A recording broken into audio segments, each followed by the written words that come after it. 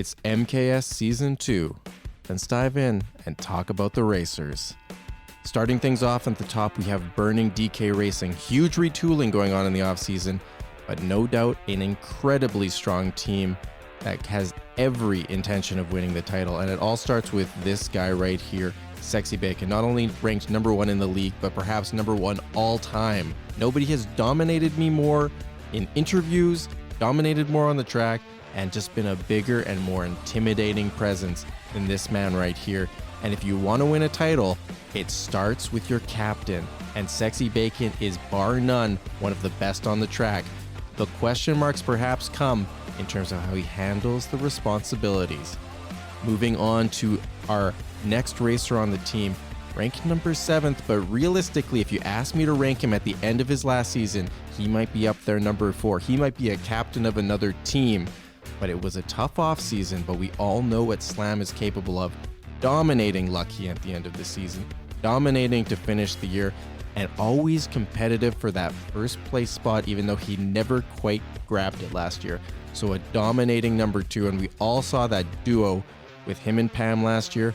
Boy, that's exciting stuff. Moving on to the final racer, CBK. I have him ranked number 9, so the best of the bottom, so to speak, but a bit of a confusing offseason. We know he's got the capabilities to really dominate this third level spot on this team, but at the same time, confusion over the offseason, decides to put on a ton of weight as sort of the meta goes away from that.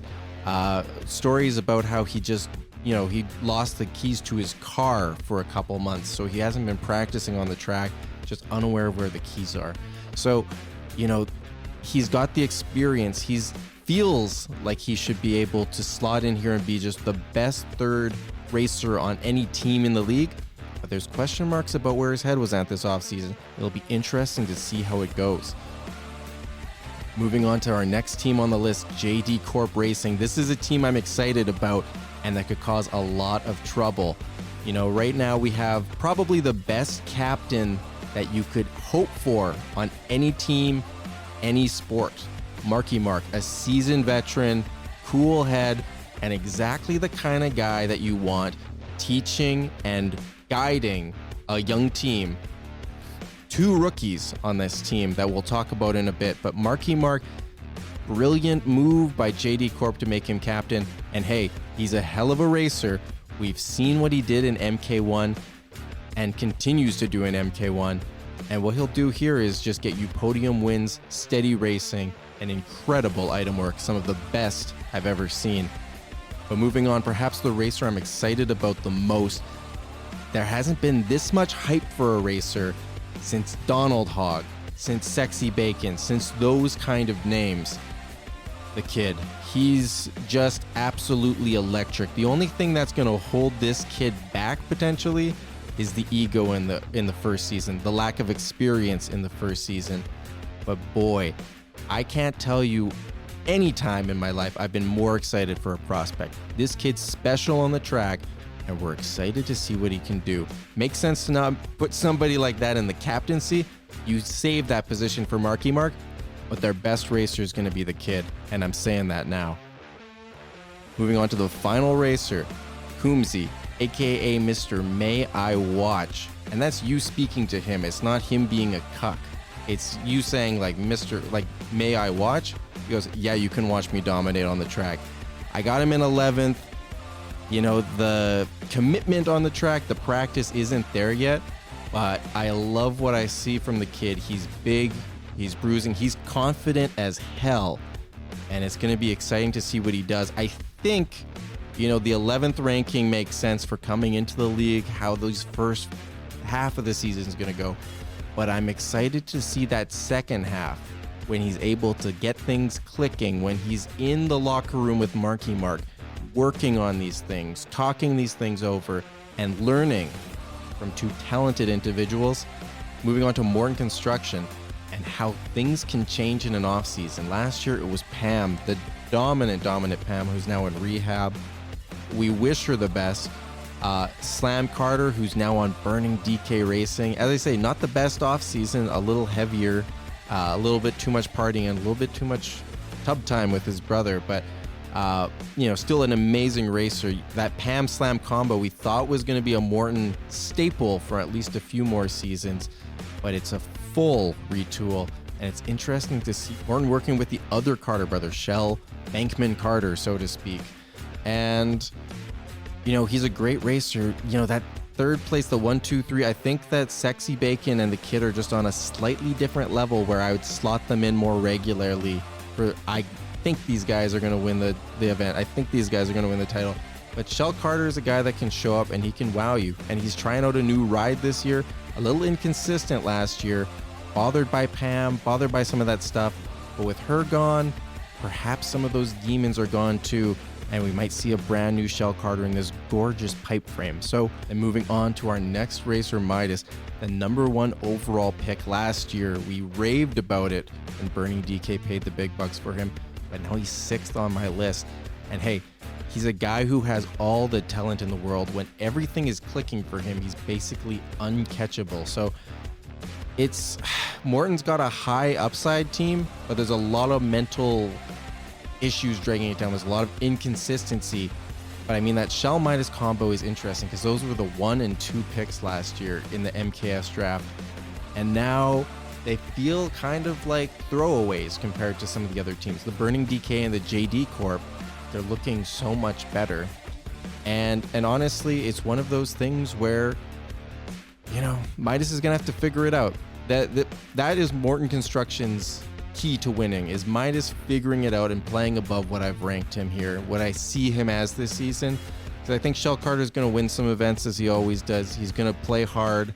But even if he is having a year where he's in the individual spot, where he's fighting for that top spot competitively and winning every week, in order for that team to win, you're going to need Midas to step up. That's just a fact about it.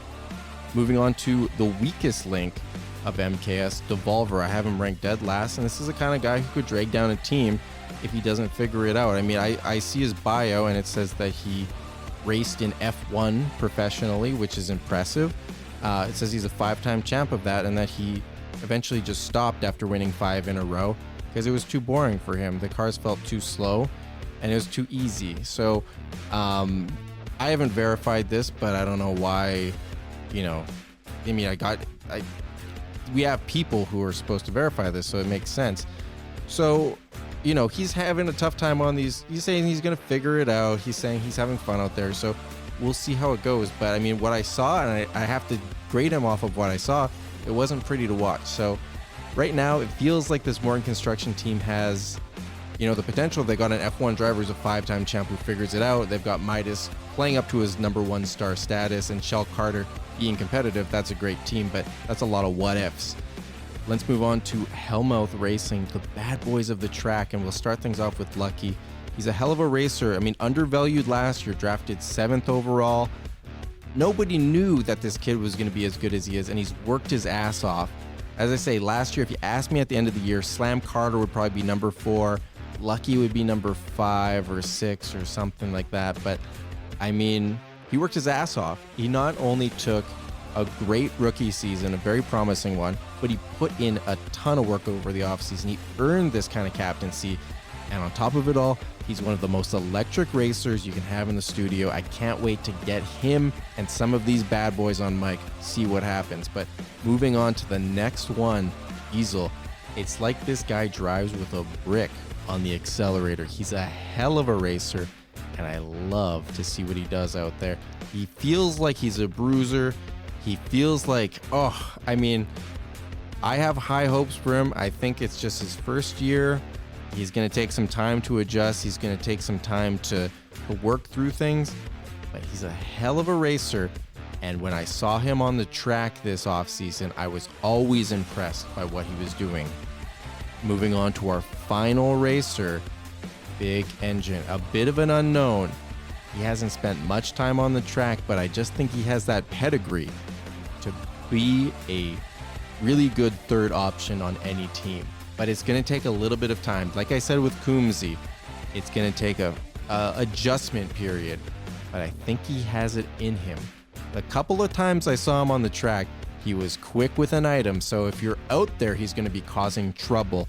And I just think Hellmouth Racing, even if they're not winning this year, they're going to be causing trouble on the track. So that's the team preview. And now we're going to dive in and look at some of the changes. The biggest one being jerseys. We're going to be having 5 jerseys that racers are competing for. These are basically the points you get from different events throughout the season accumulate, and basically sprinters, the off-road jersey, the water jersey, the rainbow jersey, the clutch jersey, all sort of representing a different facet of racing. So racers who have specializations will get to see who's the best of the best in that, and that's an exciting thing. Now, we're going to be looking at the schedule, and I'm going to be breaking down exactly who I think is going to be winning and losing. Week 1, we have 2 gorgeous events. First off, the Saudi Circuit Cup. All those gorgeous Mario circuits and an incredible Daisy circuit. I think when you've got speed, and quick, I'm taking Sexy Bacon to win this event, and I'm excited. And also, it's just the opening first event. He's going to come in hot. He's going to come in ready. And I just don't think anybody else is going to take that shine in the very first event. But going into the second one, we get into those off-road scenarios. And this is where the kid will shine this season. He's an off-road demon, a hell of a racer. He grew up in those backcountry, back roads. And I mean, that is definitely, he's great on all surfaces. He's able to win anywhere. But if it's on that off-road, back road style, I'm always going to be taking the kid. On to week 2, Morocco Cross Country Cup. No need to explain. More off-road and more of the kid. The next event, the Preacher Psychedelia Series. We have 4 water events, and I'm loving the Biddy Buggy. You know, if Lucky is riding in that Biddy Buggy, that is made for water, and he's also just a great racer. He thrives in these kind of environments. So I really have high hopes for Lucky to win this event.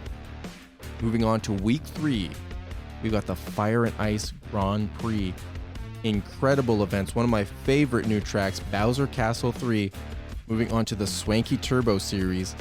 I have Shell Carter winning this. And for the record, as we're going through this, any of the top 6 racers really, any of the top 6 racers, I think could win any event. So these predictions are really going off of who I feel the most likely to. But as we know in MK and MKS, anything can happen. But I'm going with Shell Carter here. He's a Dragon Driftway king, hitting those gaps. He can do all those shortcuts. He loves Koopa Cape. And hey, as I say, dominate those first 2. Then all of a sudden it's Super Bell Subway and Sydney Sprint. There's a lot of chaos that can happen on Sydney Sprint given the length, but I like Shell Carter to come out and set the tone with this Swanky Turbo Series. Week 4, the Mercedes $1 Million Toy Series. And with an event this sweet, I just think that Marky Mark has got it in the bag. I just love him on Sweet Sweet Canyon. I've seen him race that before and do great work. The Ribbon Road and Rainbow Road and Baby Park, there's a lot of chaos, so I think that Marky Mark can capitalize on those, and it's just that veteran racer. I trust them in these kind of environments. The next event, the Burning DK Cup. Ooh, this is tough because I really thought this one over. On one hand, with Sexy Bacon, captain of Burning DK, you think he has all the pressure in the world on him. He has access to these kind of training facilities. And you know that this is the biggest weekend of the year for Swanky Kong, who's running Burning DK.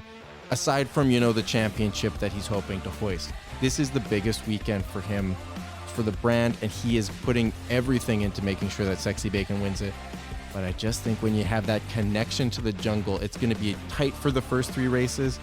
And then the kid, I just can't see him losing on DK Jungle. So we'll see how that goes. I'm expecting some exciting item work in that final corner. You just know it gets chaotic there. And I think that this troublemaker is going to be responsible for a lot of it. So that's the first half of the season done. And moving into the second half, you've got the Seb Memorial.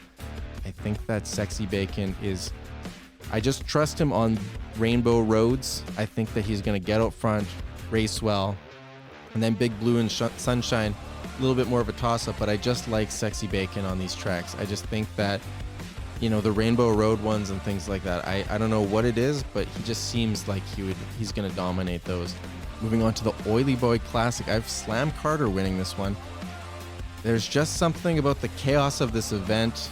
He's just got that shit-eating grin. He came so close multiple times last year, and I feel like with this Rainbow Road, it's super long. The front runners, the racers who are usually leading the pack, these longer tracks can kind of hurt you there. You get hit with a lot of items at the wrong time. You have to survive for a long time. So I think that Slam Carter can kind of sneak in on that one. You can have some fun on Rosalina Ice World. Cheeseland, we've seen people front run it and dominate, but usually you got to be really far ahead, and I could see Slam sneaking in with some mushrooms in 5th or 4th, and all of a sudden finishing 1st or 2nd, and then finishing things off at Waluigi Pinball. So I like the chaos of this event for Slam Carter to sort of sneak in with some good item work and win this. So moving on to week 6, Swagtron Pro Series, and what can you say? I just think these are big events. They're the kind of things that are, you want a clutch racer. Neo Bowser, Mute City, Electrodome, Rainbow Road DS. These are all big time tracks, and Sexy Bacon is not going to wilt in the moment, so I like Sexy Bacon a lot. Moving on to the second event of week 6, the Mediterranean Grand Prix. We start things off with Thwomp Ruins, Hyrule Circuit, Rome Avante, Athens Dash. Once again, lots of back road kind of thing, so I'm giving a little bit of an edge to the kid, but really, I don't know, it's a toss-up for this one. A lot of these are new tracks.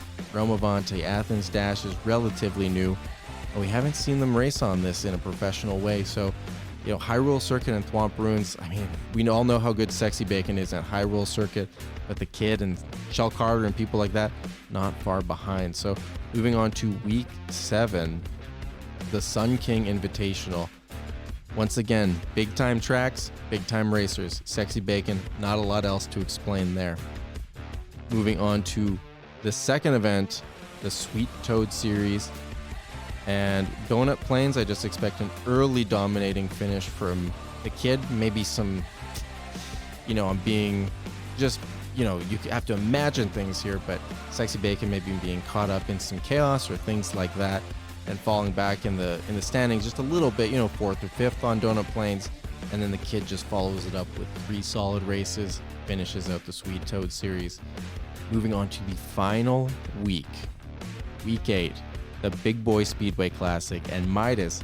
Yes, I have Midas winning this one. This is probably one of my favorite events, and we saw last year he was untouchable. And we have seen Sexy Bacon on Royal Raceway before. Everything I've said about him being clutch is true. I stand by it, and we've seen him work out some of the kinks recently.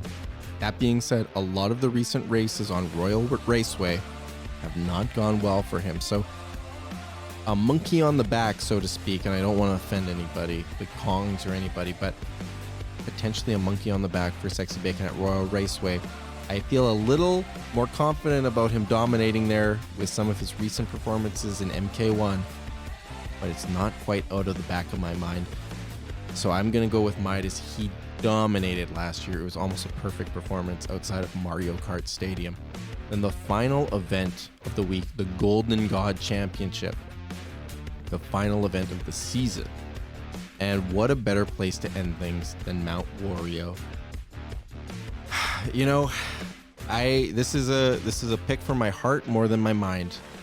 But I have the kid winning it just because I think that would be so incredible to see, him come across the line ahead of Sexy Bacon on Mount Wario and win that championship in the final weekend. But I think, as I say, they're so close in my mind, and my head says Sexy Bacon and my heart says the kid. And you know what? I'm just going to go with my heart on this one because it would be a hell of a story. And in front of the stadiums, Wario Stadium, Waluigi Stadium, Excite Bike Arena, and then that cheering crowd at the bottom of Mount Wario, There's not a more exciting or hyped event in my mind than the Golden God Championship. This weekend is big racing. Week 8, you gotta hope that something's on the line because the tracks demand it. Oh me, oh my. So looking at the final predictions, as I said, the kid, I have him squeaking it out and winning the individual championship. I've got the team championship going to Sexy Bacon, Slam Carter, CBK of Burning DK Racing. And then finally, one more fun prediction, the jerseys. So I think the Sprinter jersey, in my mind, is going to go to Shell Carter. You know, I break this down, I think.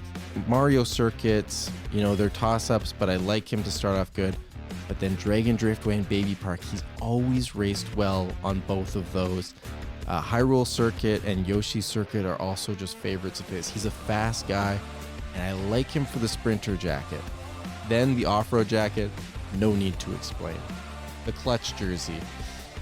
You know, when I'm looking at the events he's winning, I know I've said Sexy Bacon is the most clutch, and in this sense, I do think that the jersey maybe lies a little bit. The clutch jersey looks on some of the biggest races, or the biggest tracks, the most exciting ones, and it gives points based on that one. So, but I looked at the events that I had him winning. DK Jungle, check.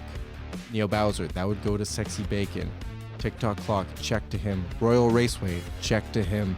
Wario Stadium, potential check to him. Mount Wario, potential check to him. They come in weekends where I just see him showing up big, and that's why he's got the clutch jersey. I've got Sexy Bacon with the rainbow jersey. Hell, he'll probably have a couple jerseys, but I think that the rainbow jersey, I just like him on there. I don't know what it is. He just seems like he knows what he's doing. And then finally, of course, if you have Lucky winning the Psychedelia series, it's a good chance that he's winning the water jersey. He's one hell of a racer. And hey, I'm excited to see just how this season unfolds. I'm excited to see these predictions blow up and be wrong. I'm excited to see what's right about them because I'm a smart guy. But I'm excited most just about racing beginning again soon.